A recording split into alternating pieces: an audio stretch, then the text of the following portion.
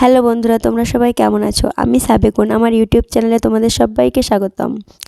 তো আজকে আমার কিছু ছোট ছোট ভাই বোনরা আমার কাছে কুমড়ো ফুলের চপ খেতে চেয়েছে। তো আমি কিছু কুমড়ো ফুল ক্ষেত থেকে নিয়ে আসলাম, এনে কুমড়ো ফুলটাকে ভালো করে ধুয়ে পানি ঝরাতে দিলাম। তারপর একটা বাটিতে কিছু বেসন নিলাম, বেসনের লবণ, গুঁড়ো, ঝাল, মরিচ দিয়ে বেসনটাকে ভালো করে ফাটিয়ে নিলাম। বন্ধুরা, আমার ভিডিওটা ভালো লাগলে অবশ্যই সাবস্ক্রাইব করে দিবেন আর আমার ভিডিওটা শেয়ার করবেন, লাইক করবেন, কমেন্ট করবেন।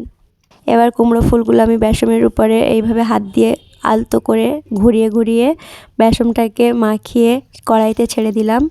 তো দেখতে থাকো, এক এক করে আমি কড়াইতে ছাড়তে থাকবো। তো এক এক করে আমি কুমড়ো ফুলটাকে গরম তেলে ছাড়তে থাকলাম। অবশ্যই তোমরা তেলটাকে গরম করে নিবে আর তোমরাও এটা বাড়িতে অবশ্যই বানাবে বন্ধুরা, খুবই টেস্ট কুমড়ো ফুলের চপ। আর আমার কুমড়ো ফুলের চপগুলো দেখেছেন কীরকম করে ফুলছে।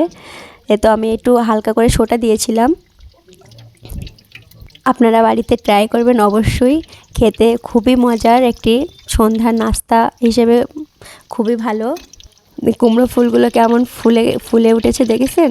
তো তারপর এরকম করে আস্তে আস্তে আস্তে আস্তে জড়ানোগুলোকে ছাড়িয়ে নিতে হবে। আপনারাও এইভাবে ছাড়িয়ে নেবেন, না হলে জড়িয়ে গেলে ভেঙে যাবে। তো বন্ধুরা, আমিও কিন্তু ফার্স্ট টাইম বানাচ্ছি, তো কেমন হচ্ছে আপনারা অবশ্যই কমেন্ট করে জানাবেন। আর চপগুলো কীরকম ফুলছে দেখতে তো পাচ্ছেন।